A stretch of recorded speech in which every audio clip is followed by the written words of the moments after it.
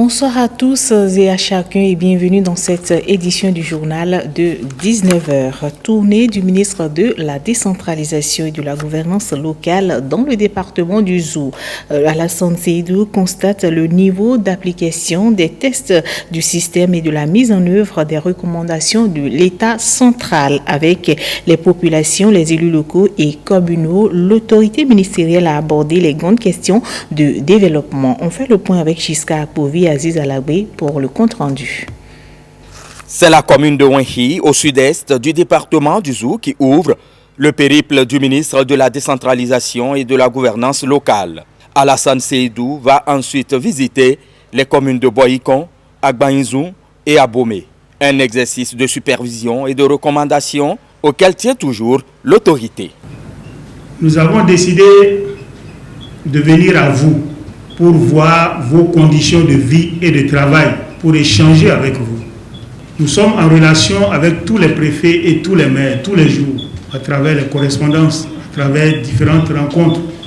Mais cela ne suffit pas, parce qu'il vaut mieux voir une fois que d'entendre 1000 fois. À cette occasion, un état des lieux de la situation des communes est fait. La tutelle, la préfecture d'Abomey dit insister sur le respect des textes. La tutelle que nous exerçons s'opère sans difficulté majeure du fait de l'assistance conseil que nous menons, soit par nous-mêmes ou par nos collaborateurs, qui a permis cette tutelle-là de professionnaliser davantage les cadres chargés de l'élaboration des actes. Aussi, Monsieur le ministre, est-il important ici de souligner que les activités des services déconcentrés de l'État sont coordonnées par mes chargés de mission, qui président d'ailleurs chaque trimestre le cadre de concertation que j'ai créé à cet effet dans le département. Il faut également préciser que la sécurité des personnes et des biens est assurée, parfois péniblement, du fait de la position géographique qui attire beaucoup les éleveurs transhumants et entraînant par moments des sanglantes altercations entre les éleveurs et les agriculteurs locaux. À chacune des étapes, le ministre s'enquiert des acquis et des attentes des populations, mais aussi des corrections à apporter pour que la roue du développement local tourne dans le vrai sens. S'il n'y a pas de route, il n'y a pas de prospérité. Parce que la prospérité se trouve dans la mobilité. Si vous ne bougez pas, vous ne pouvez pas gagner de l'argent. Le gouvernement de la rupture a compris qu'il faut mettre la route devant. Et c'est ce qui se fait à Baïzon. Je crois que dans quelques mois, vous aurez une voie qui sera bitumée. Et vous pourrez aller revenir aussi comme les autres sans problème. Et je salue cette initiative du gouvernement. Je suis fier de le dire parce que le gouvernement de la rupture est un gouvernement qui parle peu mais qui fait beaucoup.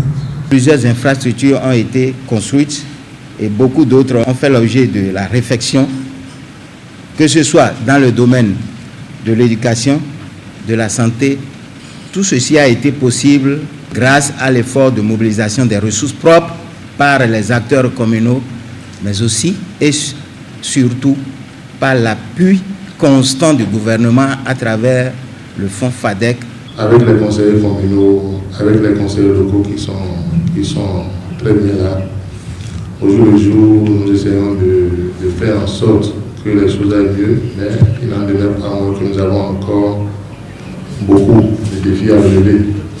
La situation de l'état civil, la gestion des différents fonds d'appui, la mobilisation des ressources propres, les ressources humaines et le principe de redevabilité sont les centres d'intérêt des échanges. Voyons à présent cet atelier de prévalidation du système d'information de la demande et de l'offre de compétences SIDOC. Les acteurs impliqués s'affairent à l'appropriation et surtout à l'amélioration de la plateforme qui va bientôt accélérer les rencontres entre demandeurs et offreurs d'emploi. La cérémonie inaugurale de la tournée de prévalidation s'est tenue à l'hôtel de ville de Boyikon. Reportage. C'est un nouvel outil virtuel, une plateforme qui viendra révolutionner le marché de l'emploi. Une fois validé, le système d'information de la demande et de l'offre de compétences au Bénin SIDOC va croiser les demandeurs d'emploi et les potentiels employeurs tenant compte du profil de chaque partie. Une véritable machine de sélection, tant pour le privé que pour le public. Le SIDOC est conçu pour être un outil au service des offreurs de compétences, des demandeurs de compétences, des institutions privées et publiques, des partenaires techniques et financiers.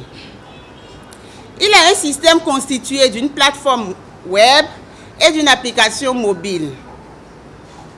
N'importe quel jeune, à partir de n'importe quel terminal, peut y avoir accès pour rechercher les offres d'emploi, mais aussi de renseigner son profil à l'attention de potentiels employeurs. C'est la commune de Boycon qui ouvre le bal des ateliers de perfectionnement de cette plateforme. Demandeurs d'emploi, recruteurs et chercheurs de compétences spécifiques participent à son amélioration. Je voudrais nous inviter à participer activement au débat pour que nos observations, nos avis puissent aider ceux qui ont en charge de pas faire ce outil, ce beau bébé, pour que la plateforme puisse nous aider désormais à nous trouver d'emploi et d'emploi définitif. Le SIDOC, par ailleurs, sera un réservoir de données pour l'accompagnement des politiques nationales de l'emploi. Un tremplin qui entend renverser les courbes actuelles du chômage et du sous-emploi. Le gouvernement est très préoccupé par la question de l'emploi et travaille inlassablement pour trouver les meilleures solutions en vue d'assurer une meilleure fonctionnalité de cette plateforme. Nous avons retenu que des tests soient faits à travers le pays. Le plein emploi et l'emploi décent sont les principaux objectifs du programme des Nations Unies pour le développement et du ministère de l'Emploi dans la mise en œuvre du SIDOC. À Abomey, parlons de cette ouverture de la première session criminelle au tribunal de première instance d'Abomey. À partir du 16 décembre 2019, ce tribunal va statuer sur des faits relevant du volet criminel de la justice. C'est en présence des acteurs de la justice et de la sécurité que le procureur de la République a donné l'information. On l'écoute. L'organisation de cette session résulte des mutations majeures du droit pénal et de l'organisation judiciaire au cours de l'année 2018. La nouvelle réforme nous donne l'espoir de ce que le jugement des crimes interviendra dans un délai raisonnable. La session qui s'ouvre le 16 décembre 2019 connaîtra 3 dossiers d'association de malfaiteurs et d'assassinat, un dossier d'association de malfaiteurs et de meurtre, 5 dossiers d'assassinat, 3 dossiers de pratique de sorcellerie, 3 dossiers de coups mortels, un dossier de coups de blessure volontaire avec infirmité permanente, 2 dossiers de meurtre, 2 dossiers de viol. Soit au total 20 dossiers pour un total de 42 accusés, dont malheureusement 3 décédés en cours de procédure. Avec cette première session du tribunal de première instance statuant en matière criminelle, c'est le rideau qui se ferme sur les cours d'assises pour laisser place à une nouvelle ère dans la justice béninoise. C'est une nouvelle marche de la justice béninoise avec tous ses acteurs, à savoir les magistrats, les avocats, les officiers de police judiciaire, les greffiers, les huissiers et tous les agents qui participent à l'œuvre de la justice dans notre pays. Et de retour ici à Cotonou pour parler de cet atelier de formation des formateurs en soins palliatifs pédiatriques au Bénin. La rencontre a eu lieu à Cotonou. Elle a réuni différents professionnels du domaine de la santé. Retrouvons Génia Lafouda et Calvador Arnaud pour plus de détails. Améliorer la capacité des professionnels de la santé, tel est le but de cette session consacrée à la formation de formateurs en soins palliatifs pédiatriques. Le programme est soutenu par l'UNICEF, l'OMS et l'ONG Médecins du Monde suisse. Et quand on regarde qu'il y a 5 millions d'enfants qui meurent avant l'âge de 5 ans, en majorité dans l'Afrique subsaharienne, pour moi c'est un scandale. pour moi, je vais très très loin, c'est un crime contre l'humanité. Et on est tous responsables, y compris vos gouvernements, de ne pas mettre les moyens, d'abord pour que la majorité de ces enfants ne meurent pas, et d'autre part pour ceux qu'on ne peut pas guérir, de leur offrir au moins une vie décente pendant qu'ils vivent, et quand on s'approche de l'étape finale, de s'en aller dans la dignité et dans le confort. Prennent part à cette rencontre des pharmaciens, infirmiers et médecins venus des hôpitaux privés et publics du Bénin. Les soins visent à procurer aux malades une assistance réelle et permanente orientée sur les détresses. L'OMS estime que chaque année dans le monde, 40 millions de personnes ont besoin de soins palliatifs, dont 78% dans les pays à revenus faibles, et que seulement 14% des personnes en bénéficient réellement. Au Bénin, on estime à 35 000 le nombre de personnes nécessitant de soins palliatifs chaque année, en raison notamment du cancer et du VIH-Sida. Parlons toujours santé dans cette édition, fin de la 8e réunion annuelle du partenariat de Ouagadougou. Ce rendez-vous important a réuni 9 pays d'Afrique francophone de l'Ouest.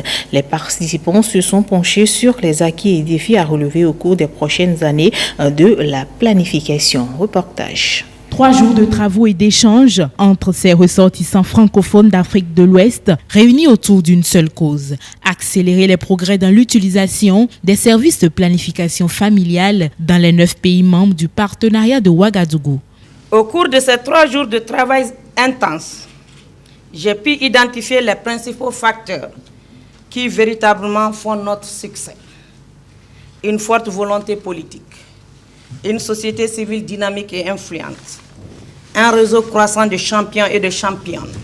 Aujourd'hui, mesdames et messieurs, chers partenaires, les avancées sont significatives au niveau global, régional et de chacun des 9 pays du partenariat. Nous avons atteint 87% de notre objectif de 2020. Que dire de plus? Merci tout simplement pour votre engagement à tous. Comme annoncé à l'ouverture de la conférence, la jeunesse est au cœur des nouvelles batailles du partenariat de Ouagadougou. Dès lors, plusieurs recommandations découlent de ces 3 jours de travaux, notamment le renforcement de l'accès à l'information des jeunes dans leur diversité, la mise à disposition des produits contraceptifs, mais un accent particulier a aussi été mis sur la gratuité des produits et services. Les différentes sessions de communication et d'échange ont été l'occasion pour nous d'estimer les progrès dans chacun des pays. Progrès qui ont été à des degrés divers, à des vitesses variables, mais également pour faire le point des difficultés, des obstacles, d'identifier les stratégies efficaces pour mieux impliquer les jeunes dans les décisions et les politiques en matière de planification familiale et d'évaluer les interventions et opportunités au niveau de la demande afin de fixer les priorités pour l'année civile 2020 et l'après 2020. Les efforts à réaliser restent importants. Et le gouvernement du Bénin a pris largement l'ampleur de ces défis. Lancé en février 2011 lors de la conférence régionale sur la population, le développement et la planification familiale tenue dans la capitale burkinabé, le partenariat de Ouagadougou s'est donné pour ultime objectif l'adoption des méthodes modernes pour la planification familiale.